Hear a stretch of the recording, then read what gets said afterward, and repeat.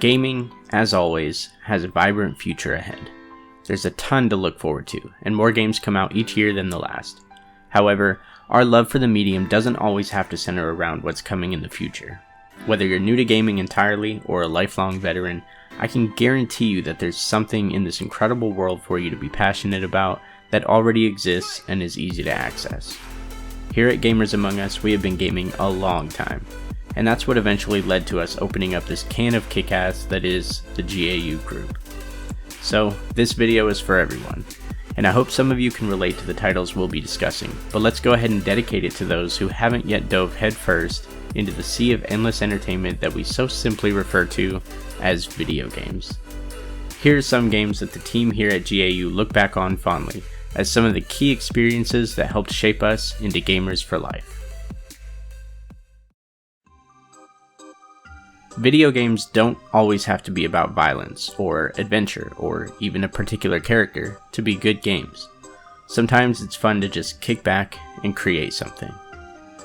For GAU member the Steel Grizzly, Rollercoaster Tycoon was a game that really defined his early days of play. It's a relaxing game where all you have to do is build a theme park. There are no enemies, stressful environments, or fights for survival. You simply sit back and create something magical. Released in 1999 for the PC, Rollercoaster Tycoon was one of the first major development sim games, which has since spawned several re-releases, remakes, and tons of new games with a similar goal. You can design your own roller coasters, but there's so much more to it than that. You'll set out to keep your theme park guests satisfied with strategically placed trash cans and bathrooms, the latest in carnival food booths, and tons of other rides to be sure they leave happy at the end of the day. What really made this game stick with Grizzly was the micromanagement that goes into creating a truly successful park. You'll have to keep an eye on your budget, staffing, space, and guest experience to progress, but it's done in a manageable way that adds to the experience and rewards you for good decisions and planning.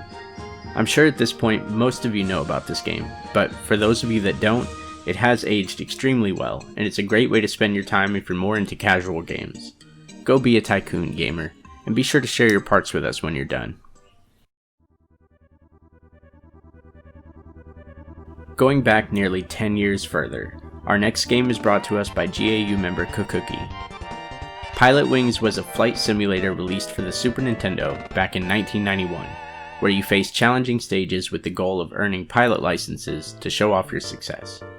This was actually a launch title for the Super Nintendo in North America, so I'm sure lots of gamers in the early 90s are somewhat familiar with the title and its history, even if they've never played it. Each stage, or training area, has you complete an objective, then you're graded at the end of the challenge for different things, such as how long you took, your accuracy, and the completion of various tasks. You can progress to the next training area only when you've received a high enough grade on the current exercise. You'll play with a plane, a rocket belt, and even a hang glider in various stages, with bonus stages available to earn yourself some extra points. The game used a password system to save your progress, providing you with new passwords throughout the game to mark how far you've gotten, and you'd simply input the password when starting the game to continue where you left off, though I'm sure any current iterations of the game do have an updated save system. For Cookie, this game holds a special place in her heart because it was one of the first games that she could play with her parents or siblings as a kid, passing the controller off so they could tackle the different stages together. It seems simple compared to a lot of games nowadays, but for its time, it was a gaming experience that provided challenge, reward, and hours of fun. Plus, a pretty good soundtrack.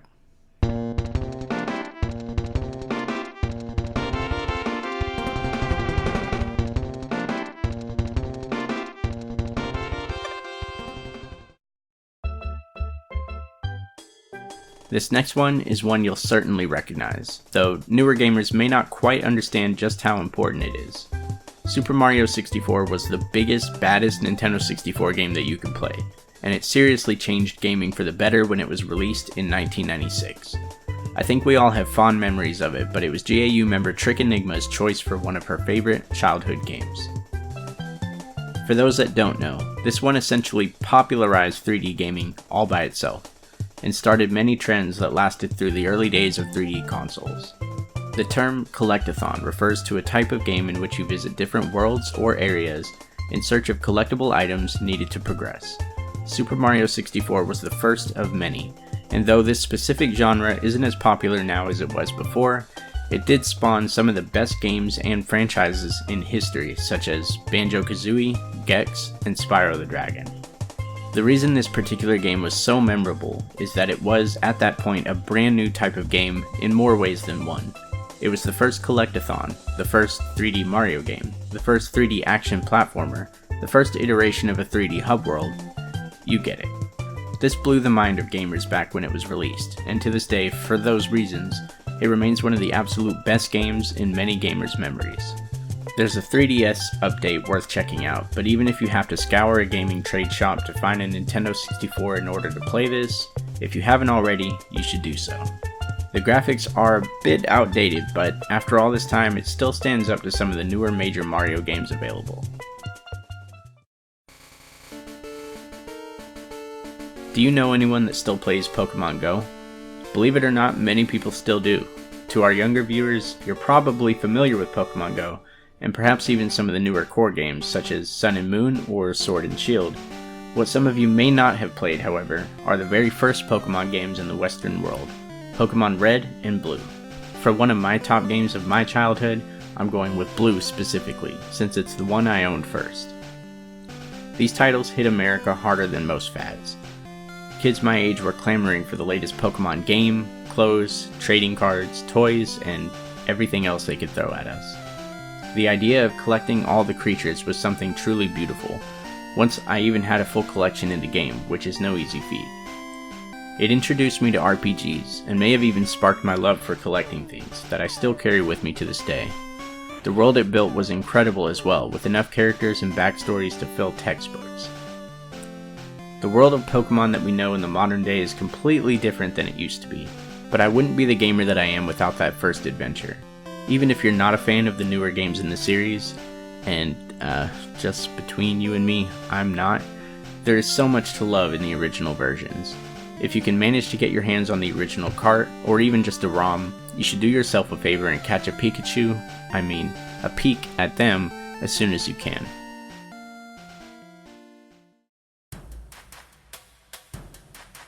PacMan is one of those gaming icons that pretty much everybody knows, even if they don't consider themselves a gamer. He's right up there with Pikachu, Mario, and Sonic as one of the most iconic characters that's ever crossed our screen. It may surprise you to know that in 2002, a Pac-Man adventure began with a wizard Pac-Man and a knight Pac-Man sealing away an evil ghost king in medieval times. Yeah, it confused me too. GAU member Cheshire Curl, however, looks back fondly on this game, titled PacMan World 2, as one of her favorites. This game combined the timeless dot-chomping maze mechanics of the original games with modern, for the time, 3D platforming and adventure. Your goal is to collect everything in each level to progress, and you'll face ghost boss battles on the way to the end. You can even unlock emulations of the original Pac-Man games, in case you prefer the original 2D styling. What really grips you is the blend of classic arcade gameplay with, again, modern, for the time, graphics and mechanics. It's a mix of both worlds that, for many gamers, can really stick with you. If you like Pac-Man at all, you really shouldn't go away from this one. Yeah, sorry about that.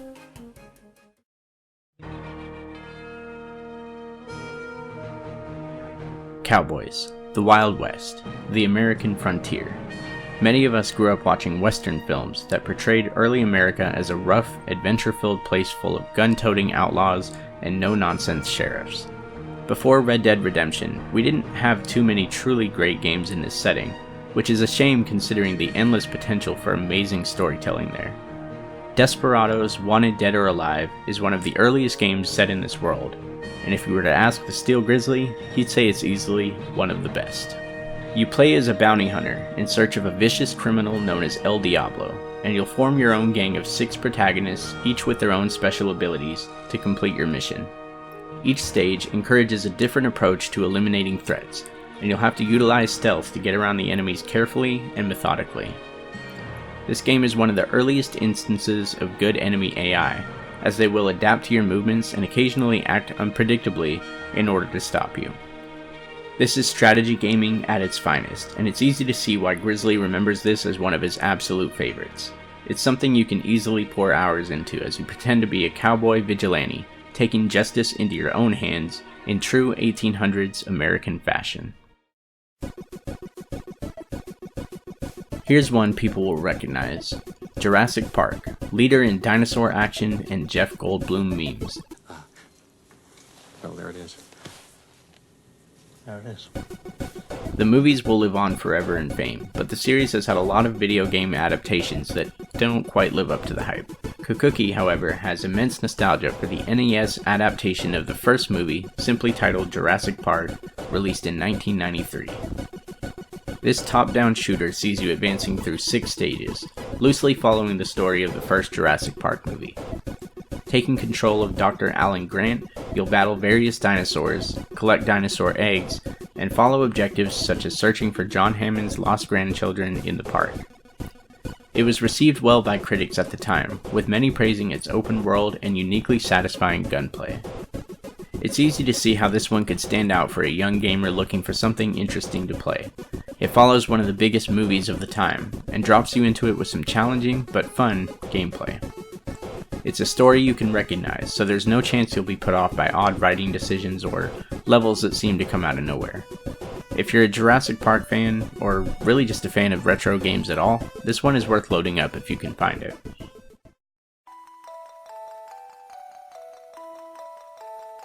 The JRPG genre is one that's always been a bit oversaturated.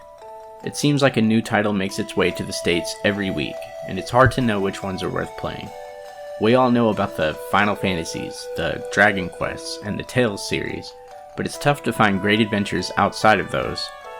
For Trick Enigma, you need look no further than the past, with the 2001 Game Boy Advance release, Golden Sun. In this game, you travel a massive fantasy world, battle magnificent creatures and outlandish bosses, and build your team all the while so they can stand up to the challenges they face. Your team of 4 is made up of teenagers, each with their own magical attunement with one of the 4 elements of the world: Earth, Fire, Water, and Wind. And then the Fire Nation attacked. Just kidding. Your mission is to stop a team of magicians, whose goal is to bring alchemy back to the world, which allows them to distort the world's balance by manipulating these elements. For many gamers, it's easy to see how this incredibly vast world and its extremely deep lore could hook them in, and make them gamers for life. If you're a fan of interesting book series or movies with incredible mythology, transporting yourself into the world of Golden Sun will make you feel right at home.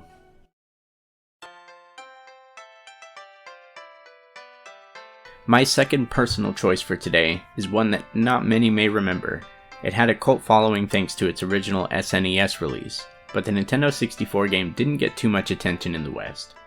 That game is Mystical Ninja starring Goemon, an action-adventure game released in 1998 that was full of charisma. By the time I got my hands on Mystical Ninja, I had already played some of the best Nintendo 64 games, such as Super Mario 64, Banjo-Kazooie, 007 GoldenEye, and many others. However, Mystical Ninja made a huge impression on me because of how different it was.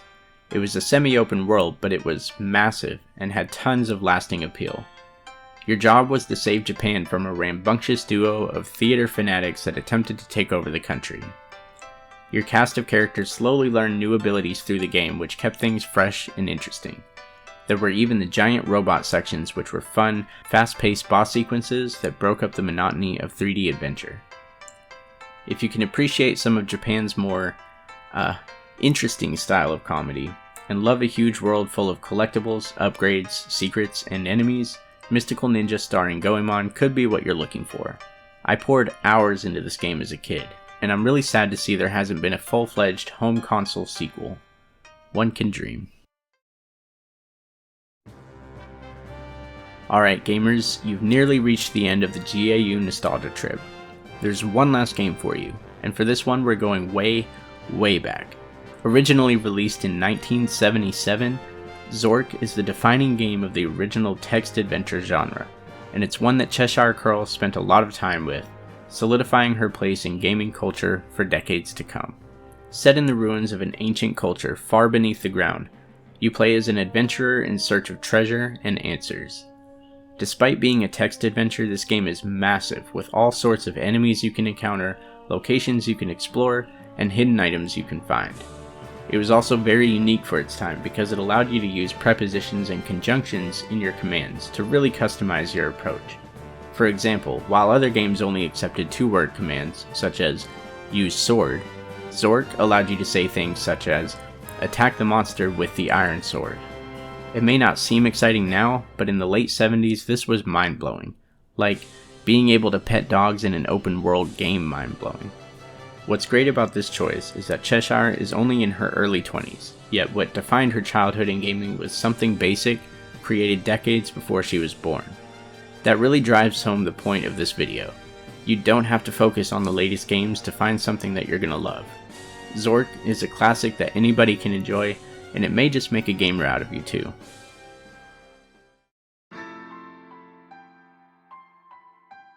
Now we really have reached the end of our adventure.